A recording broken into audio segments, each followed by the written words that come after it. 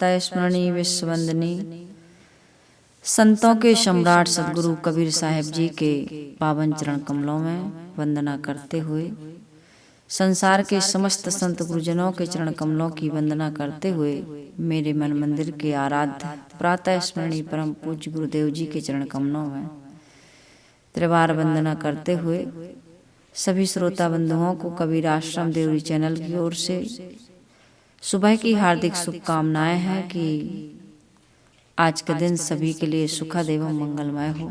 आज का सत्संग सबके जीवन में कल्याण एवं प्रेम रस की वर्षा करे। आइए हमारे जीवन का सबसे बड़ा जो शत्रु है, उस शत्रु के विषय में हम चर्चा करें और उस शत्रु का नाश करके अपने जीवन को सुखमय मंगलमय बनाएं। तो हमें आज ये जानना है कि हमारा सबसे बड़ा शत्रु है कौन। हमारा सबसे बड़ा शत्रु है हमारे भीतर बैठा हुआ अहंकार, हमारे भीतर की ईर्ष्या, हमारे भीतर का क्रोध। ये सबसे बड़े शत्रु हैं और इसी शत्रु के कारण से रावण जैसा अभिमानी, अहंकारी इस संसार से अपजस का कलंक लेकर के चला गया। आज भी उसको हर वर्ष पुतला बनाकर, प्रतीक उसका आज पुतला बना करके उसको हम जलाते हैं। ये क्यों जलाते हैं दशहरा में? क्योंकि रावण अहंकार का प्रतीक था, बुराइयों का, अहंकार का प्रतीक था। वो झुका नहीं, वो मर गया, लेकिन किसी की राय ना भाई की माना, ना अपनी पत्नी की माना। गुरु तो था ही नहीं उसके जीवन में। कहते हैं रावण के जीवन में किसी चीज की कमी नहीं थी, लेकिन उसके जीवन में गुरु नहीं था, क्योंकि उसका अहंकार, उसका गुरूर उसको विनम्रता नहीं सिखाया था। इसलिए वो मानता नहीं था किसी का, ना उसने पत्नी का माना, ना भाई का। अपने भाई को ही दुश्मन बना लिया और केवल एक भाई दुश्मन हो जाने के कारण से रावण का विनाश हो गया। कहते हैं इस पर से बहुत सुंदर कहानी है। ये भाई के लिए, देवरानी जेठानी के लिए, सास बहू के लिए, मित्र के लिए, है ना, गुरु भाई गुरु बहन सभी के लिए है। क्योंकि आदमी ये अहंकार बड़ा सूक्ष्म रूप से हमारे अंदर में बैठा हुआ है कि वो पहचान ही नहीं। कितने लोग कहते हैं अहंकार को जीत लिया, इसी का अहंकार हो जाता है उनको। हमने अहंकार को जीत लिया तो इसी का अहंकार हो जाता है और वो इसी में फंसे रहते हैं। अरे हम तो इतने विनम्र हैं भाई, हम तो इतने सरल हैं। ये कहने की, डींग मारने की, ये अपनी प्रशंसा करने की आवश्यकता नहीं है। मार दिया तो मार दिया, इसको बताने की क्या आवश्यकता है। तो कहते हैं कि संत बता रहे थे कि किसी जंगल के कटने का किस्सा ना होता यदि कुल्हाड़ी के पीछे लकड़ी का हिस्सा ना होता। ये बहुत बढ़िया सूक्ति है, पंक्ति है कि जंगल को कुल्हाड़ी नहीं काट सकती है यदि उसी का अपना जाति का एक डंडा, कुल्हाड़ी के जो बेंट कहते हैं अपन, वो ना हो तो आप काट लेंगे क्या लकड़ी? अब तो आजकल लोहे की मशीनें चल गई हैं, लेकिन ये पहले जमाने में जब आदमी इतना उसके पास विकसित बुद्धि नहीं थी, इतना विज्ञान का आविष्कार नहीं हुआ था, तब की बात है।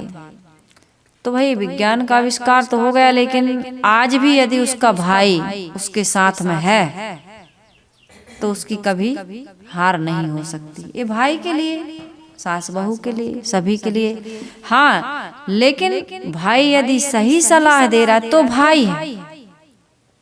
पति यदि पत्नी का कल्याण चाहता है तो वो परमेश्वर है, और पत्नी भी धर्म की ओर उसको अग्रसर करती तो धर्म पत्नी। नहीं तो क्या है?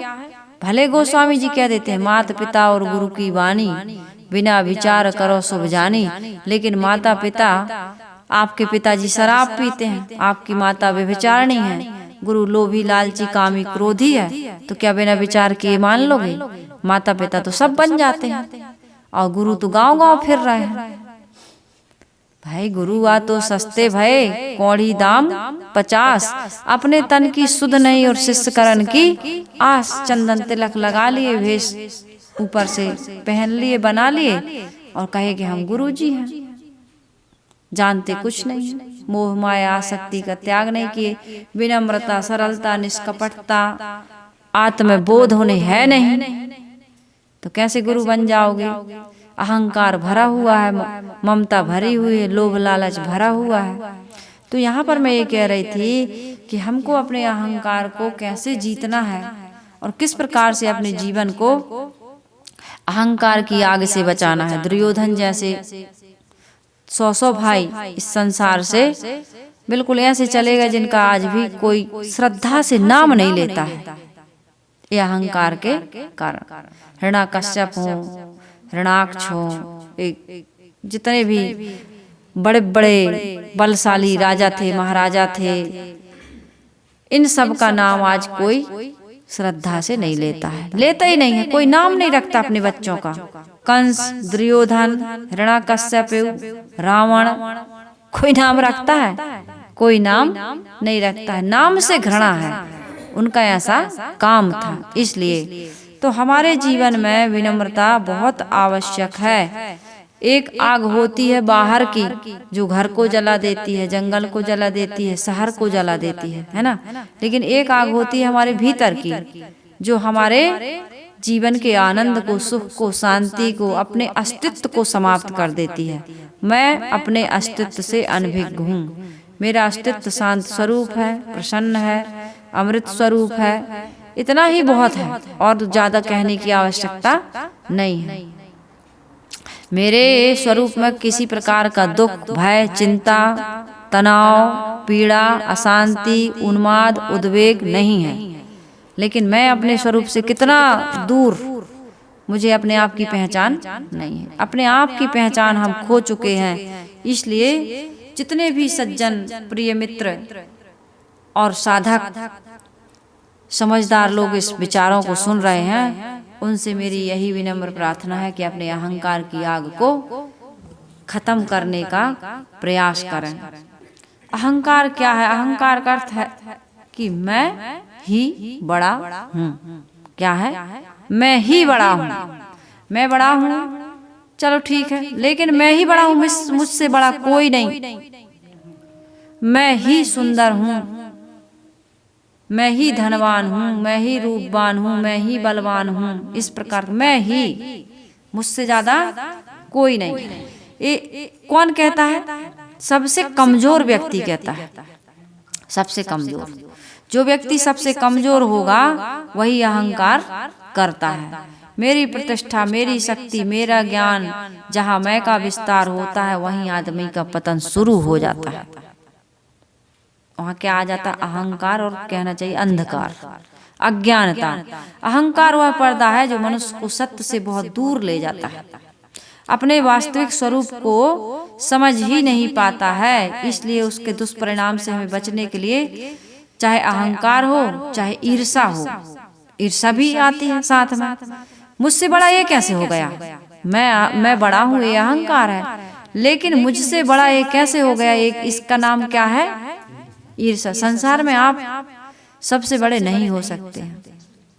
आपसे ज्यादा हर चीज में आप बड़े नहीं हो सकते। आपके पास हो सकता है धन हो, लेकिन हो सकता है बुद्धि ना हो सकता है आपके पास धन का बल है, बुद्धि का बल नहीं है। बुद्धि है तो जन का बल नहीं है, आप कुछ नहीं कर सकते हो। सर्वगुण संपन्न कोई नहीं है इस संसार में। प्रकृति ने ऐसा किसी को नहीं बनाया। ये बहुत अच्छा प्रकृति का क्या है? संतुलन। ये आदमी के अहंकार को मर्दन करने के लिए प्रकृति का एक बहुत सुंदर, बहुत प्यारा सिस्टम है, बहुत बढ़िया नियम है। तो अहंकार और ईर्षा जब आती है तो आदमी का ज्ञान नष्ट हो जाता है। मैं सब जानता हूँ, फिर मुझे सीखने की, समझने की, किसी की सुनने की, किसी से मिलने की, किसी की बात मानने की क्या जरूरत है? और वो व्यक्ति फिर किसी का सुनता नहीं, किसी की बात मानता नहीं, किसी के सामने झुकता नहीं। तो ये उसके पतन का कारण है कि नहीं? संबंध टूट जाते हैं। दूसरा परिणाम, दुष्परिणाम क्या निकलता? संबंध, जब तुम किसी की बात मानोगे ही नहीं तो तुमसे कौन बोलेगा बताइए? कोई तुम्हारे यहाँ जाएगा? तुम किसी का मान ही नहीं रहे हो, तुम्हें लोग समझा रहे हैं कि भाई ये गलत है, ये अन्याय है, अनीति है, इससे तुम्हारा पतन होगा, तुम्हारी पीढ़ी दर पीढ़ी नष्ट हो जाएगी, कोई तुम्हारा नाम लेने वाला नहीं रहेगा। अहंकार से सब गया, धन वैभव और वंश, ना मानो तो देख लो, रावण दुर्योधन कंस। 1,00,000 पूत 1,25,00,000 नाती, जा रावण घर दिया ना बाती। आज उसका कोई नाम, कहीं रावण का चित्र, उस चित्र पर कोई फोटो टंगी हुई देखते हो क्या? रावण का चित्र तो यही प्रतीक, यही उसका प्रतीक तो यही शिक्षा दे रहा है, यही संदेश दे रहा है कि रावण जैसा अहंकारी हमें नहीं बनना है, रावण जैसे अनुचित कार्य हमें नहीं करना है। नहीं तो हमारा भी परिणाम क्या होगा? लोग हमारी निंदा करेंगे, लोग हमारा उपहास करेंगे, लोग हमारे क्या करेंगे? हर वर्ष जैसे रावण को जलाते हैं ऐसे ही हमको भी जला देंगे, मतलब याद भी नहीं करेंगे, और याद करें तो घृणा से, नफरत से, तो संबंध भी टूट जाते हैं, मन अशांत होता है। तीसरा परिणाम है, हमारा मन भी अशांत होता, पतन निश्चित है। इतिहास गवाह है, चाहे हिरण्यकश्यप हो, दुर्योधन हो, ये सब ईर्षा और अहंकार की, ईर्षा थी उनके अंदर बहुत। मुझसे बड़ा कौन है? मुझसे बड़ा जिसका भी नाम सुनते थे बस युद्ध की तैयारी शुरू, उसको हराने का, उसका नुकसान करने का, उसको मारने का, उसकी प्रतिष्ठा भंग करने का, इसी में लगे रहे लोग। आज हमारे पास इतना सब कुछ है, क्या हम सुख से खा रहे हैं? सुख से बैठ करके, शांति से बैठ करके दूसरों को कभी खिला रहे हैं? बात कर नहीं रहा आदमी। अपने पास इतना सब कुछ है, गरीब को देख के बड़ा खुश हो रहा है, लेकिन दूसरा जो हमसे ज्यादा बड़ा है उसको देख कर इतना दुखी हो गया, इतना दुखी हो गया। थोड़ी सी खुशी मिली गरीब को देख के, और जैसे ही बड़े आदमी को देखे तो वो खुशी का जब पता नहीं कहाँ गायब हो गई, कहाँ गायब हो गई। तो तुम दूसरे गरीब को देख के खुश होते हो और दूसरे बड़े आदमी को देख करके सुखी हो जाते हो। ये तुम्हारी सुख दुख की कितनी, ये जो तुम्हारे सुख दुख के कारण है कितने नकली हैं और बनावटी हैं और बाहर के हैं, अंदर के नहीं। यहाँ कोई एक रास्ता, बाहर की चीजों को देख करके तुम सोचो कि सुखी दुखी हो, तो यहाँ एक रास्ता नहीं है। तो तुम्हारा स्थायी सुख तुम्हें कभी मिल नहीं सकता है जब तक हम और आप बाहर की ओर हमारी दृष्टि रहेगी। मन अशांत ही रहेगा, जलता ही रहेगा, कभी खुश नहीं होगा। भीतर हमारा नरक मचा ही रहेगा। भीतर में नरक है हमारे। भगवान से, शांति से, प्रसन्नता से, भगवान क्या है? अपने मन की अमरता, अपने भीतर की अमरता, मन में अमरता का भाव कि मैं थोड़ी मरता हूं, मेरा थोड़ी नाश होता है। तो फिर भय किस चीज का? आदमी को मौत से सबसे ज्यादा भय लगता है, मर न जाए। लेकिन जिस व्यक्ति को भगवान से प्रेम, अर्थात जिसको अपने आत्मा का बोध हो जाएगा, ज्ञान हो जाएगा, वो मरने के बारे में भयभीत नहीं होगा। इसलिए हम सबको क्या करना चाहिए? अहंकार का त्याग करना चाहिए। अहंकार का त्याग करके विनम्र हो करके साधु संतों की, सज्जनों की, समझदारों की राय, सलाह, सम्मति, उनका ज्ञान, उनका मार्गदर्शन पाकर के अपने जीवन को आत्म कल्याण की ओर अग्रसर करना चाहिए। शांति, प्रसन्नता की ओर, अमरता की ओर हमको गतिशील होना चाहिए। ये बाहर की चीजों को लेकर के अहंकार क्या है हमारा? वो भजन आप लोग सुनते हैं ना, मत कर माया का अहंकार, मत कर काया का गुमान का, गार से कांची रे काया, गार से कांची रे, जैसे ओसरा मोती, झोंका पवन का लग जाए झपका, काया धूल हो जासी रे, काया धूल हो जासी रे, जैसे ओसरा मोती, झोंका पवन का लग जाए, झपका पवन हे काया धूल हो जासी। ये धूल हो जाएगी काया। पवन का थोड़ा सा झोंका लगा, दीपक बुझ जाता है। एक काल खड़ा सिर ऊपरे, ते जागू बिराने मीत, जाका घर है गैल में, सो कस सोवे निश्चिंत। काल खड़ा सिर ऊपर, सिर के ऊपर। कोई आदमी जब ज्यादा परेशान करता, अरे यार तुम तो हमारे सिर पे बैठ गए, है ना, तो आप उसको डांट दोगे, फटकार दोगे, मार भी दोगे। लेकिन कबीर साहिब जी कह रहे, काल तुम्हारे सिर पे बैठा है। किसी को कह दो तुम्हारे ऊपर काल मड़रा रहा है, तो बड़ा भयभीत हो जाता। लेकिन सतगुरु कबीर साहिब जी कह रहे हैं कि सुमिरन करहु राम का, काल गहे हैं केस, और ना जानो कब मारी हैं क्या घर क्या परदेश। बड़े से बड़ा पहलवान हो यदि चोटी पकड़ लो उसकी, तो ऐंठते रह जाएगा, लेकिन अपने आप को छुड़ा नहीं पाएगा। इसी प्रकार सबसे बड़े पहलवान ने, काल रूपी पहलवान ने हम सबकी चोटी पकड़ के रखी। कहाँ जाओगे? इसलिए सुमरण करहु राम का, राम का सुमरण। राम कहाँ? बाहर नहीं, भीतर।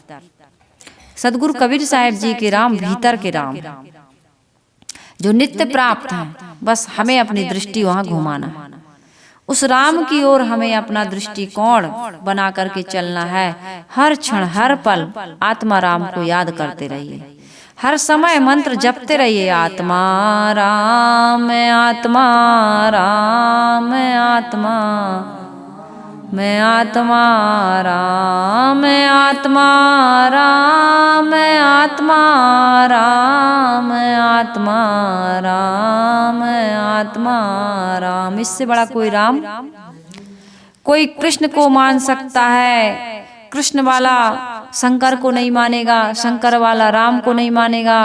राम और शंकर को मानने वाला कोई अल्लाह को मान रहा है, कोई गॉड को मान रहा है, कोई खुदा को मान रहा है, पता नहीं किसको किसको मान रहे हैं। एक दूसरे को नकार रहे हैं और अपने अपने को मान रहे हैं, लेकिन आत्मा को नकारने वाला इस संसार में कोई नहीं।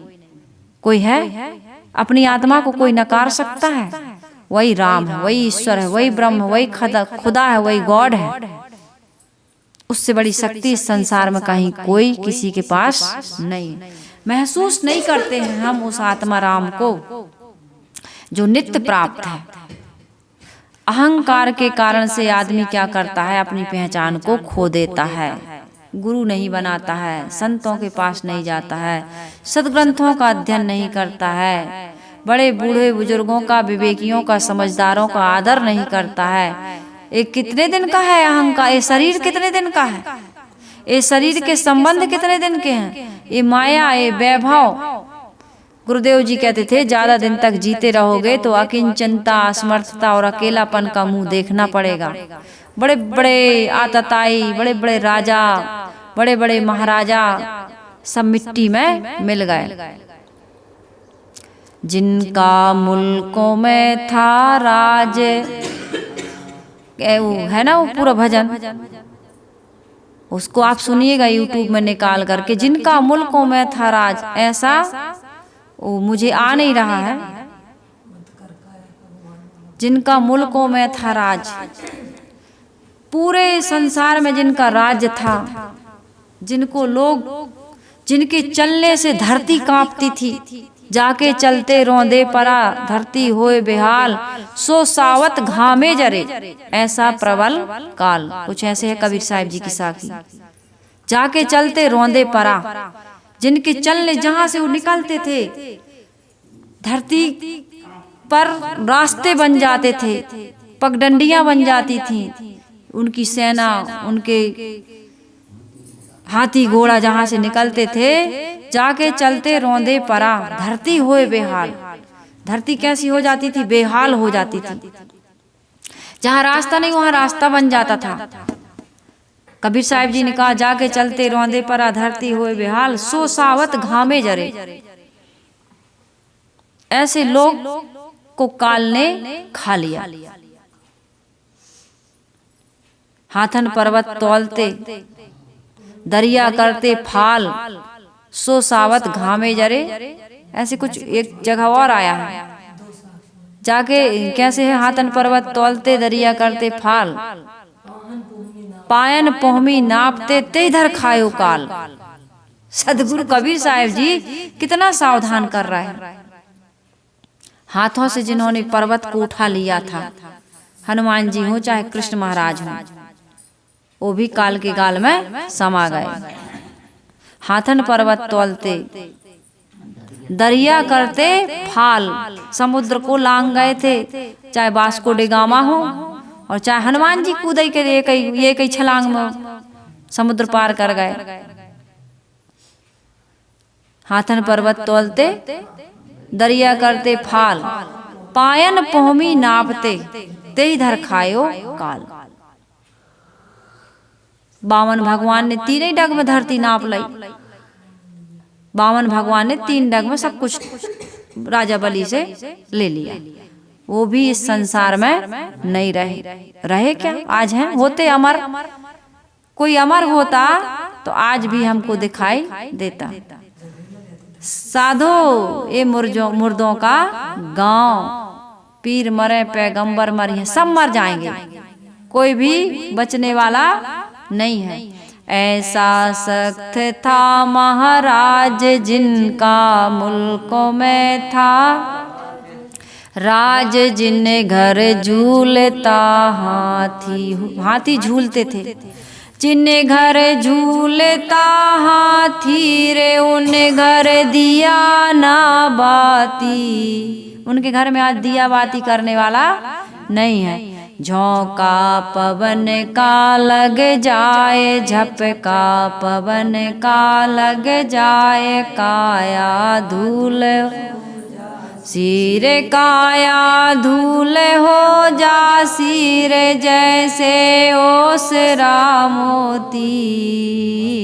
मत कर माया को हंकार, मत कर काया को अभिमान, काया गार से कांची रे, काया गार से कांची रे, जैसे ओसरा मोती।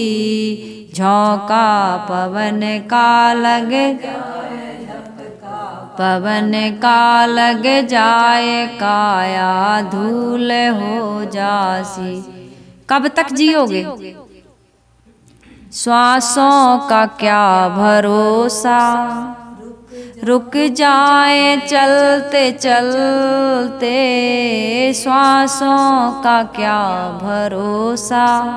कितने सारे भजन, कितने सारे कविताएं, कितने सारे दोहा, कितनी सारी साखियां संत गला फाड़ फाड़ के समझा रहे, लेकिन अहंकार टस के मस नहीं होना। हमने कहा था ना उस दिन कि सबको पता है कि एक दिन हम मर जाएंगे, लेकिन ये भी सबको अहंकार है कि अभी थोड़ी मर जाएंगे। जैसे उसने काल को जीत लिया हो। कहते हैं एक ब्राह्मण देवता आए भीख मांगने, भिक्षा मांगने, तो धर्मराज जी ने कहा कि कल आना। तो भीम जी को पता चला, तो उन्होंने डंका वो घंटा बजाना शुरू कर दिया। वो घंटा किसका था? विजय का घंटा। जब कहीं किसी राज्य को या किसी को जीत के आते थे तब बजाया जाता था। तो पूरे नगर में आश्चर्य हो गया कि अब कहाँ किस पर चढ़ाई की, किसको जीता गया, कौन सा राज्य जीत लिया, क्या हो गया। लोगों ने पूछा भीम से कि भाई किस पर विजय प्राप्त कर ली, क्यों घंटा बजा रहा है। तो भीम ने कहा कि हमारे भैया ने काल पर विजय प्राप्त कर ली है, हमारे बड़े भैया ने काल पर विजय प्राप्त कर ली है। कहे कैसे? युधिष्ठिर ने पूछा, धर्मराज जी ने पूछा कि भीम ऐसा क्यों कह रहे हैं? कहे भैया जो ब्राह्मण देवता आए थे आपने उनको लौटा दिया, कहा कि कल आना, कल भिक्षा देंगे। इसलिए आपको पता है कि कल तक आप जिंदा रहेंगे। कोई जान सकता है कि हम कितने दिन तक जिंदा रहेंगे, कब तक जिंदा रहेंगे? श्वासों का क्या भरोसा, रुक जाएं चलते चलते। कोई भरोसा है? नहीं है भरोसा, रहने दो। तो इस बात को मानिए। इसलिए संत कहते हैं काल करे सो आज कर, आज करे सो अब, पल में परलय होते हैं, बहुरी करोगे कब। कल कल करते करते काल आ जाता है, कोई अच्छे काम हम और आप नहीं कर पा रहे हैं। मुक्ति का, कल्याण का, परोपकार का, सेवा का, दान का, पुण्य का, परमार्थ का, ये मानव जीवन क्यों मिला है पता है? बड़े भाग्य, बड़ा भाग्य किसका? जिन्होंने बड़े काम किए हों उसी का बड़ा भाग्य, और जिसने बड़े काम किए ही नहीं उसका कैसे बड़ा भाग्य हो जाएगा? भैया बड़ा भाग्यशाली है, बड़ा पुण्यात्मा रहा होगा, उसके तो 5 उंगली घी में है। ऐसे ही कुछ कहते हैं ना, 5 उंगली घी में, कैसे कहते हो? 5 ही उंगली घी में है। धन है, पुत्र है, परिवार है, सुंदर जवानी है, नाम है, प्रतिष्ठा है, बड़ा पुण्यशाली होगा। सुनो, बड़ा पुण्यशाली होगा, इसने बहुत पुण्य किए, बड़े भाग्यशाली, बड़े भाग्यमान। ये मनुष्य का शरीर हम और आप विचार करें, यदि हम आपसे पूछें कि मनुष्य का शरीर पुण्य से मिलता है कि पाप से? पुण्य से मिलता है, सभी को पता है पुण्य से मिलता है। तो भाई हमने ये पुण्य नहीं किया, अब क्या किया? मुर्गा मार दिया, बकरी मार दी, शराब पी ली, किसी की बहू बेटी पर कुदृष्टि कर ली, किसी की मेड़ तोड़ दी, किसी के खेते पर कब्जा कर लिया। बड़ी समस्या है। आदमी किसी का घर ही उजाड़ दिया, किसी के घर में सुख शांति थी, बड़ा प्रेम था, फूट डाल दी। यही सब हो रहा है। ये अहंकार, ईर्ष्या अच्छे काम करवाता है, किसी का भला चाहता है। अहंकार और ईर्ष्या किसी का भला कर सकता है? ईर्ष्या तो इतनी खराब होती है। 2 तपस्वियों के बारे में गुरुदेव जी बताया करते थे, दोनों तपस्या कर रहे थे एक साथ। ब्रह्मा जी प्रसन्न हो गए, कहे बेटा मांगो वरदान। तो जैसे ही वरदान मांगने को तैयार हुए दोनों अपने अपने मन का, ब्रह्मा जी ने कहा भैया एक शर्त है। पता नहीं क्या मांग ले, इंसान बड़ा चालाक है। कहीं एक शर्त है, ब्रह्मा जी ने कहा। तो लोगों ने, उन तपस्वियों ने कहा क्या है? कहा जो मांगेगा उसको तो उतना ही मिलेगा जो मांग रहा, लेकिन सामने वाले को बिना मांगे डबल मिल जाएगा। जैसे तुम कहोगे 1 करोड़ चाहिए, है ना? हम 5 साल के लिए प्रधानमंत्री बन जाएं, राष्ट्रपति बन जाएं, तो दूसरा तो 10 साल के लिए बनेगा। तो दोनों मौन हो गए, क्या करें भाई, कैसे करें? तुम कहोगे 1 ठो बेटा हो जाए तो सामने वाले को 2 हो जाएंगे। जुड़वा होते हैं कि नहीं होते हैं? 2-2 साल तक आदमी, 3-3 साल तक। इंदिरा गांधी जी हों, नरेंद्र मोदी जी हों, कितने ऐसे लोग हैं राजनीति में आ जाते हैं, अच्छी छवि रहती है, अच्छे काम रहते हैं, तो जनता उनका फिर से चुनाव करती है।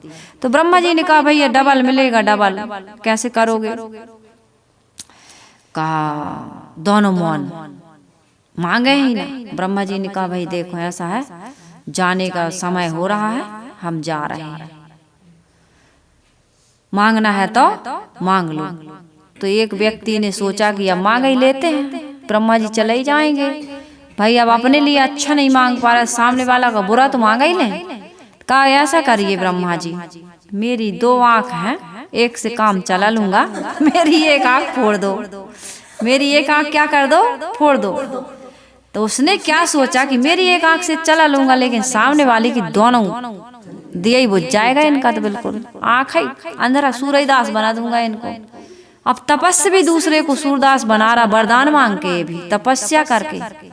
साधारण की तो छोड़ दीजिए, ये ईर्ष्या, ये अहंकार आदमी को कितना पता नहीं। तपस्या इसलिए कहते हैं तप ना करो, ये दिखाओ तप मत करिए, तपस्या वह है कि दुख सह के, कष्ट सह के, तकलीफ सह के भी सामने वाले का हित करना। इससे बड़ी तपस्या कोई और नहीं हो सकती है। क्या कहा मैंने? भूखे रहकर, सस्ते कपड़े पहनकर, थोड़े में गुजारा करके भी तप कर लो, सह लो। लेकिन एक चीज कह दूं, अपने हक का कभी छोड़ना मत, नहीं तो संसार के लोग आपको नंगा करके, भिखारी बना करके गांव में घुमा देंगे। इसलिए तुम्हें नंगा होने से बचना है, भिखारी होने से बचना है, तो अपने अधिकार के लिए लड़ना भी सीखो। लड़ना चाहिए कि नहीं? नहीं लड़ना चाहिए, छोड़ देना चाहिए सब। यदि आपको छोड़ने में शांति मिलती है छोड़ दो। यदि आपको ऐसे भी लोग हुए हैं, जहर दे दिया, सूली पर चढ़ा दिया, उस समय ऐसा चलता था। यदि आज हमारे संतों को जहर न दिया होता, सूली पर न चढ़ाया होता, क्रास पर न चढ़ाया होता, तो संत हमें कितना और कुछ दे करके जाते। ओशो जैसे महापुरुष जिन्होंने देश विदेश में इतनी क्रांति लाई, उनके विचार आज लोग सुनते हैं, उनको मार दिया, इनको मार दिया। ये राजीव दीक्षित जी को, ये समाज के लिए कितना बड़ा कार्य कर रहे थे। ये ईर्षा, ये अहंकार ऐसे लोगों को जीने का अधिकार नहीं देती, मार देते हैं लोग। इसलिए तो सत्य को आदमी बोलने में, जीने में डरता है, क्योंकि सत्य के लोग इतने भयभीत हैं। बहुमत नहीं हो पा रहा है इनका, संगठन नहीं हो पा रहा है इनका। तो आज इनकी बहुमत की, संगठन की आवश्यकता है। जब सत्य की समय आप लिखते हो सत्य में हो जयते, जब डरते हो कि सत्य की कभी हार नहीं होती, तो फिर जब तुम कहते हो कि सत्य की कभी हार नहीं होती, डरते क्यों? आत्मा तो अमर है, लेकिन उस अमर आत्मा का जब शरीर ही साधन नहीं रहेगा, तो समाज का कैसे हित कर पाएंगे, कल्याण कैसे कर पाएंगे? तो मैं ये कह रही थी कि श्वासें जब तक हैं, आत्म कल्याण का काम करो, अहंकार ना करो। धर्मराज जी को एहसास हुआ कि नहीं, मैंने गलत कहते, जाओ जाओ ब्राह्मण देवता को बुला के लाओ, उनको अभी दान देना है। दान में, पुण्य में, कभी परमार्थ में पीछे मत हटिए। हाँ, गुस्सा आ गया थोड़ा सा, उस जगह का त्याग कर दीजिए। उस जगह से उठकर के दूसरी जगह चले जाइए। उस जगह, उस वातावरण, उस ओरा से, उस वाइब्रेशन से थोड़ा सा निकल करके आप दूर चले जाइए। और जहां आपके मन में दान का, परोपकार का संकल्प उठा, वहीं पूरा कर दीजिए, अभी तत्काल। नहीं तो जैसे आप वहां से उठेंगे, उस माहौल से, उस ओरा से आपकी मनोवृत्ति बदल जाएगी। ईमन चंचल, ईमन चोर, ईमन शुद्ध ठगहार, मन मन करते सुर नर मुनि जहड़े, मन के लक्ष्य द्वार। ये मन आपको भटका देगा, हमको भटका देगा। इसलिए हम सबको क्या करना चाहिए? बुरी संगति से, बुरे वातावरण से, बुरे ओरा से हमको बाहर निकल करके अच्छे वातावरण, अच्छे माहौल में, अच्छे लोगों की संगति के साथ अपने जीवन को अच्छे कार्य में संलग्न करने की आवश्यकता है। आश्रम में आते हैं तो बुद्धि अलग हो जाती है। एक भय है यहाँ का, एक मर्यादा है, एक यहाँ का ओरा है, एक यहाँ का वातावरण है। उसके अनुसार हम सोचते, बोलते और काम करते हैं। करते हो कि नहीं करते हो? लेकिन घर जाओगे, कोई ऐसी शराब के ठेके पर चले जाओगे, तो उसी के अनुसार है, यार सब तो पी रहा है, एक पैक हो जाए, सहजता से पी जाओगे, सहजता से मुर्गा मटन खाने लगोगे। तो ये सारी चीजें हैं। तो मैं ये कह रही थी कि हमारी जीवन में जब तक हमारे इस तन में प्राण चल रहे हैं, तब तक हमको क्या करना चाहिए? अच्छे काम करना चाहिए, विनम्रता पूर्वक, सरलता पूर्वक, सजगता पूर्वक अपने जीवन को जी करके अहंकार को त्याग कर देना चाहिए। हर सफलता को मेरी नहीं, कोई भी प्रकार की सफलता मिल रही है, धन की, पद की, नाम की, रूप की, आप सुंदर हैं तो आपकी वजह से, हम सुंदर हैं तो हमारी वजह से सुंदर नहीं है। हमारे माता पिता जैसे थे, स्वस्थ थे या सुंदर थे या काले गोरे, जो भी जैसे हाइट में, हम आज वैसे ही हैं। इसमें हमारी क्या विशेषता? हमें यदि बुद्धि मिली, ज्ञान मिला, समझ मिली, बोलने की शक्ति मिली, गाने का कला मिला, गला मिला, गला, तो तुमने बनाया क्या ये गला? प्रकृति के द्वारा मिला है, गुरु के द्वारा ज्ञान मिला है। बोलने की शैली, शक्ति, ये सब कुछ क्या होता है? प्रकृति के द्वारा होता है। अब हम लोग प्रकृति कहते हैं, बहुत सारे लोग भगवान कहते हैं, बात एक ही है। भगवान में और प्रकृति में नियम ही तो भगवान है। हमने कभी ऐसा किया होगा, संत गुरुजनों की सेवा की होगी, आज वर्तमान में की है, तो हमको थोड़ा सा ज्ञान मिल गया, हम बोल रहे हैं। प्रकृति ने गला ऐसा बना दिया, लोग गा रहे हैं, कितने लोगों को एक सब सारी चीजें। तो आपका क्या है बताओ? मेरा नाम बड़ा सुंदर है, किसने रखा? तुमने पैदा होते ही घोषणा कर दिए थे हमारा ये नाम रख दो। ये तो माता पिता ने। धन मिला, कुछ भी मिला, पुत्र मिला, परिवार मिला, ये तुम्हारा नहीं है। इसलिए भाई हमारे जीवन में कभी भी ये नहीं होना चाहिए। कृतज्ञता ज्ञापित करते रहो, हमारे माता पिता का धन्यवाद, आभार, उनका ऋण हमें चुकाना है, गुरुजनों का आभार, उनकी दक्षिणा हमें दूसरों को सुखी करके देना है। गुरु ने हमको ज्ञान दिया, हमारा जीवन सुखी हो गया, ये ज्ञान हम दूसरों को भी बांटेंगे, ताकि गुरु के द्वारा जो बताया हुआ मार्ग था, जो दिया हुआ ज्ञान था, जिससे मेरा जीवन बढ़िया बना, दूसरे का भी बने। यही गुरु की दक्षिणा है, सबसे बड़ी दक्षिणा यही है। तो ये कृतज्ञता ज्ञापित करते रहे, माता की, पिता की, समाज की, इन साहित्यों की, जिनको लेकर तुम्हारे पास क्या था? अकेले अकेले आए थे, कुछ भी नहीं था। इसलिए भाई कृतज्ञता ज्ञापित करते रहो, स्वीकार भाव अपना करके चलो। अच्छा है, आप लोग भी आगे बढ़िए, आपका प्रयास सफल हो, ऐसी शुद्ध भावना सबके लिए रखना चाहिए। सेवा, मैं छोटा हूँ, जिनको हम भगवान कृष्ण कहते हैं, वो भगवान कृष्ण युधिष्ठिर के राजसूय यज्ञ में क्या किए हैं?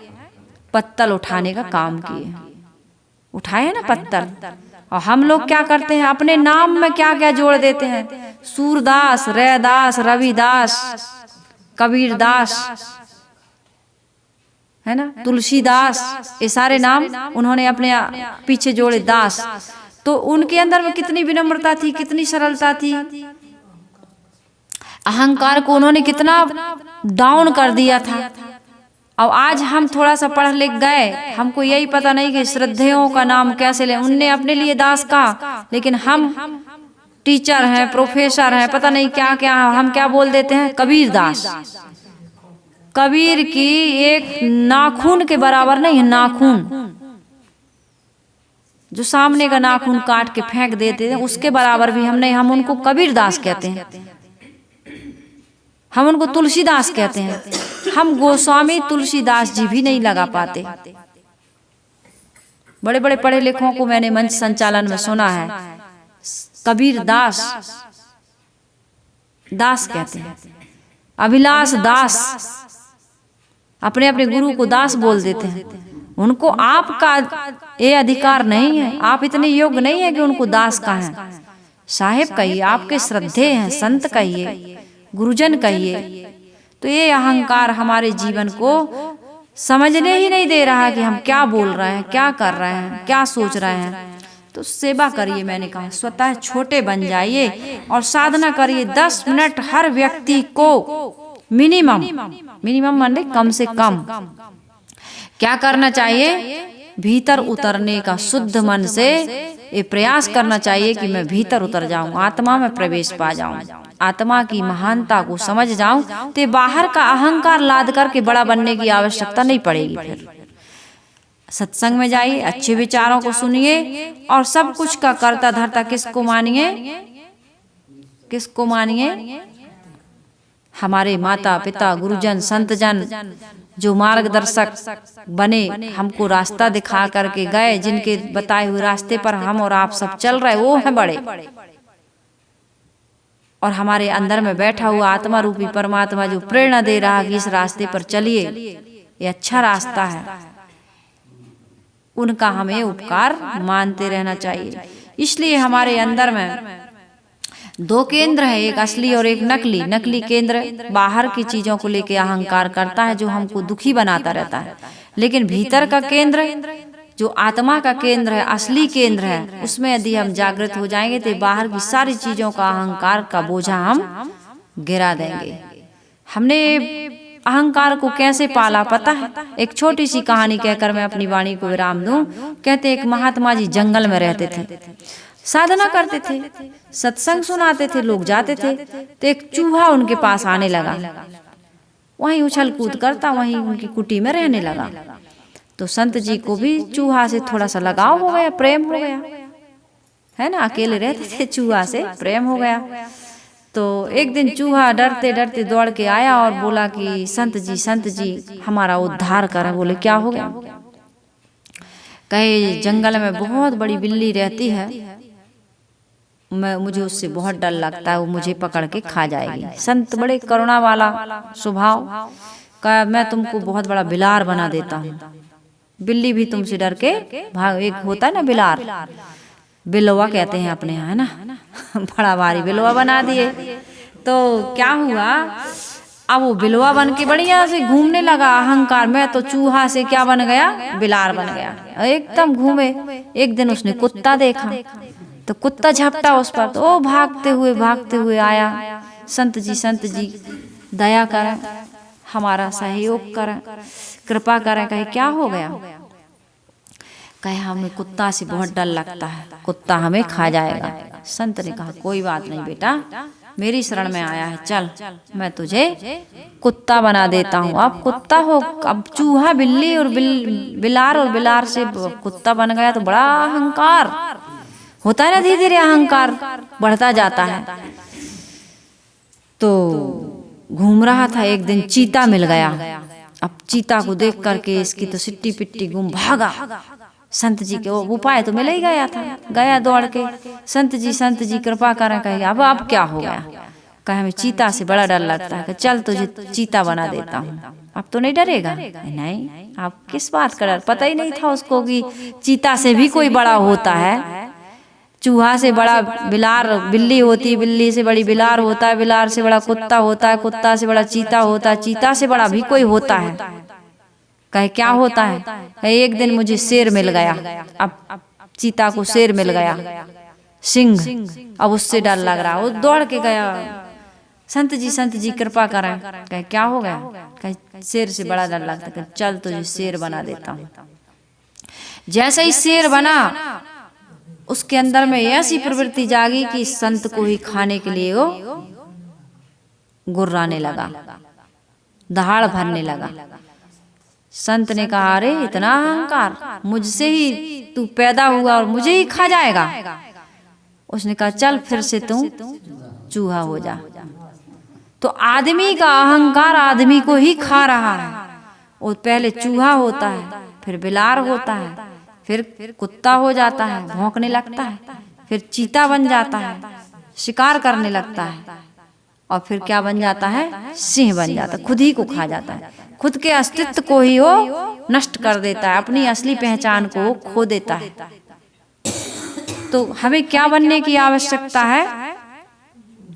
अहंकार को मिटा करके शुद्ध आत्म भाव जागृत करने की आवश्यकता है। श्वासों का अवलोकन करते रहें, जागरूक हो करके हर श्वास में आत्मा राम का जाप करते रहें, अपनी आत्मा में ठहरने का प्रयास करते रहें, और तुलना दूसरों से करना बिल्कुल बंद कर दें।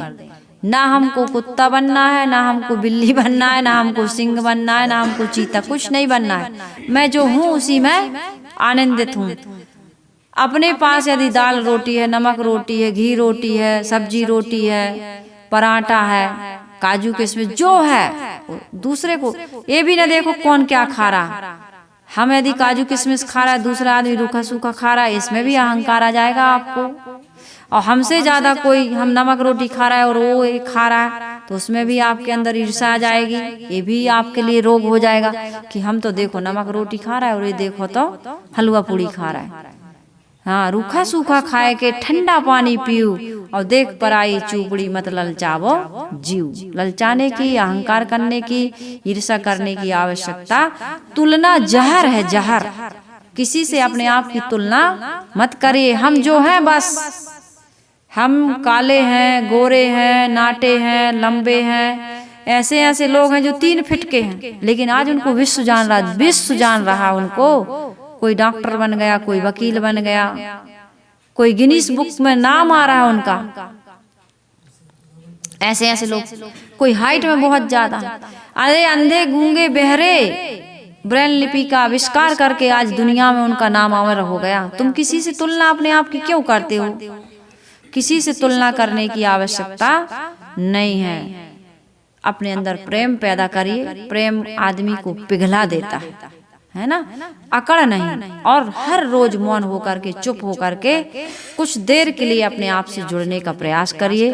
यही प्रयास आप सब और हम सबको करके अपने जीवन में अपने आप से जुड़ना है। इसी के लिए सतत प्रयास कबीर आश्रम देवरी चैनल कर रहा है।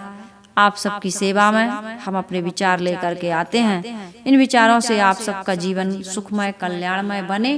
इन्हीं शुभकामनाओं के साथ हम सत्संग को विराम देते हैं। आइए गुरु वंदना कर लेते हैं। वंदन है